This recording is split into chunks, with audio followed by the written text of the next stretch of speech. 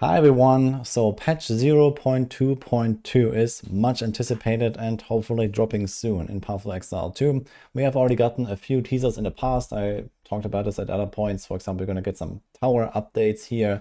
Towers will become real endgame maps that can now also be buffed by tablets, for example. They will have bosses and mechanics and so on. So if you haven't seen that yet, there's also going to be a few new gems coming. This is already old news, so I don't really want to go through this, but I will link this down in the description if you want to see it. But here's also some juicy new stuff. So we just got this post here on X and the forums with 2 new unique items, a teaser for new Ascendancies coming, and we also have some Atlas tree updates here, at least a picture that indicates that there's some stuff happening as well. So let's go through this here. So first of all, we have the Mercenary Ascendancy, the third one. So I figured that they would probably try to first introduce all of the classes with 2 Ascendancies and then build up the rest of the Ascendancies. But it turns out that apparently in addition to getting the Huntress and the Druid in the next update, we will also be getting some Ascendancies. So they say they have multiple, and we don't know what yet, but we see this one here. So there's the third one for the Merc. And it looks like this. So this is like some kind of commander slash minion slash totem kind of deal, I guess. So you see here the mercenary pointing, and there's the guy. There's actually some kind of data mined, not yet released skill gem that indicates that there is actually some like mercenary minion that he can summon, that he can even equip apparently. So we'll see what this will be like, but this is not announced yet. And it could be kind of cool. So looking forward to that, and hopefully some other Ascendancies are coming as well. And all of that should happen probably in March. So if you look at the date here right now, it's the 5th right now, and we have the ongoing races. There was one on the 2nd, and there will be another one on the 9th and the 16th. They will obviously all run on the same patch. And this means that we're probably going to get the update on the 20th or the 21st here. Maybe they're going to not do it on Friday, even though it's a kind of league launch, like a reset. And I think they want to give the PoE 1 Brescia event a little bit of more time as well. But I would expect them to try to come out as soon as possible, which should be exactly the week following the last race that they have going on right now for the demigods. So yeah, and also this would give them a bit of time, like ahead of the last Epoch launch. Yeah, this is on the 2nd of April. I'm not really sure how much GGG really cares about Last Epoch, but I think there is quite a lot of overlap with the community, and especially after the insane Last Epoch hiatus that we had for like 9 months. Season 2 looks really good, so I expect a lot of people want to play that a little bit. But yeah, we'll see. So currently, at least this is my expectation. We don't have any official confirmation yet, but I guess we're going to hear about that soon. Either way, so this is coming here. And then we have these unique items as well. So there's Prism Guardian. This is a pretty, a staple, I guess, but it does look quite different from PoE 1. So this is the updated version here in PoE 2. So this is the shield. Has a bunch of armor and ES and dexterity, all res, and then +1 maximum spirit per 50 life. Now, we might get some ways to really stack life to the moon and, potentially have some kind of downside for it or something like that. So there are things like this in PoE 1, for example, where you get like, more maximum life, but then it reserves your life. I think there's like a jewel like that, for example, and these kind of things. But if you look at like a typical life build, let's say, you're gonna reach something like 4k, maybe 5k life in like a real endgame scenario, but not really much beyond that. So we're looking at something like 80 to 100 maximum spirit on a shield, which is, pretty good and stuff, but it doesn't really impress me too much unless you really want to get some extra auras in there, or it could be something for, upcoming Templar release. Maybe there's going to be some other minion type stuff where you really want to stack more maximum spirit, and then maybe, either get some aura or get some kind of trigger or get just more minions. So we'll see. There's definitely, like with the scepters and then this shield, you can get even more spirit. So certain builds might really want this. Right now, it doesn't impress me all that much though, to be honest. So I think there's other good ways to get spirit without giving up, basically everything that you would like from a shield here, like increased block chance, some better stats, but okay.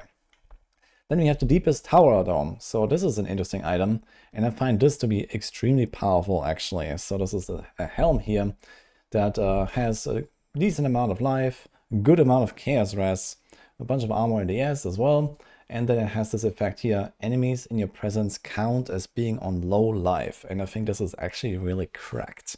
So this has like, kind of you know, yellow item-ish prefixes basically with the life and the armor ES.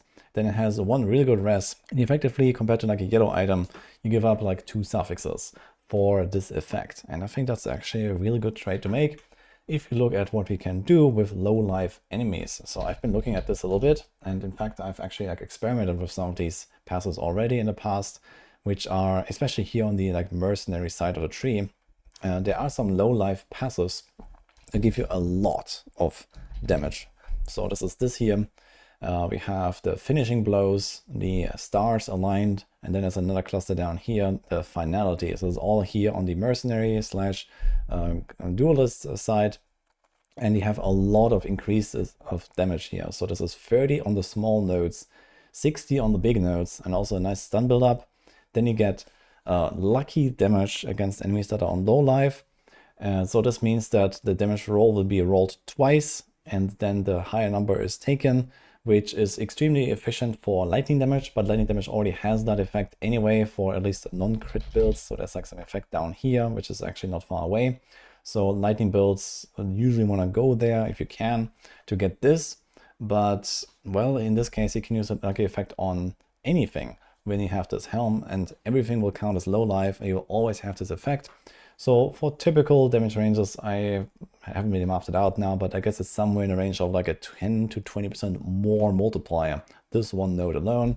So that seems pretty good. In fact, you could even just anoint that if you want. So it doesn't even seem that expensive. It's like one of the black, a green, and a white. Okay, white is like a relatively expensive one, I guess, but probably affordable on Trade League.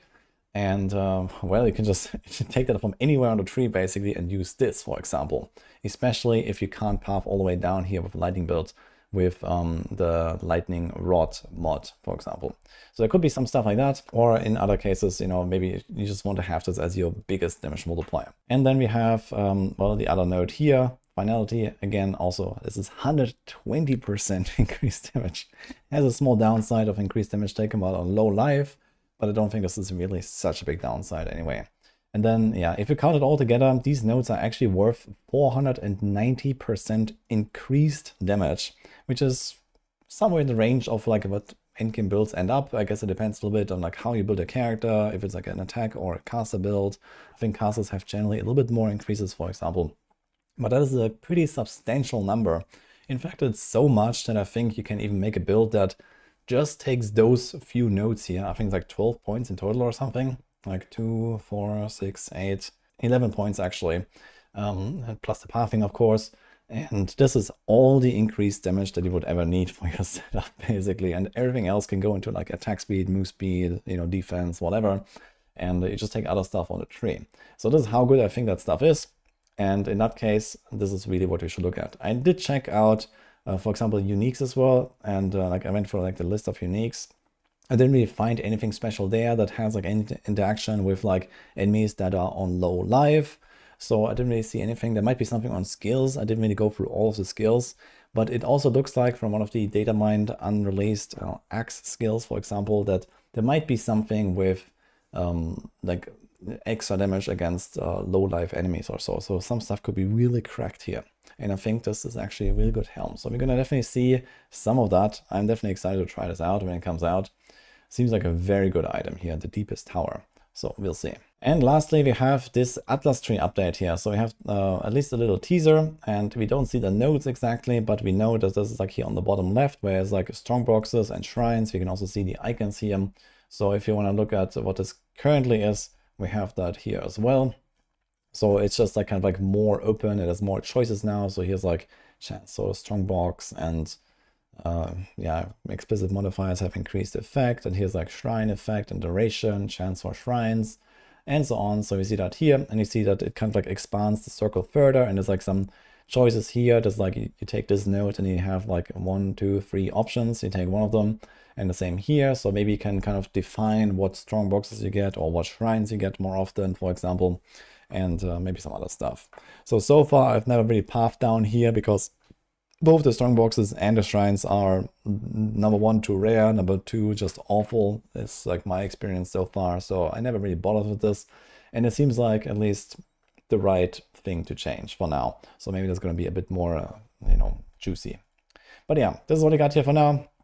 So just like my little analysis here of what we're gonna get, and hopefully there's gonna be more teasers to come. I'm very excited to see what other Ascendancy classes are coming up. So yeah, this might be a very exciting patch actually. So I'm really looking forward to jumping in. Right now, I'm just kind of mostly focusing on prepping for the races. I want to try to get one of those demigods at least. And I have a really good time actually trying to speedrun the campaign. So if you want to go check that out, then you can find out more on my streams. And I might also make like some wrap-up video for the race and the strat and all that kind of stuff, all the things that I learned lately, which was a very decent amount. So stay tuned for something like that. And with that, I'm going to leave you. I'm going to have everything down in the description if you want to find the links, and see you guys next time.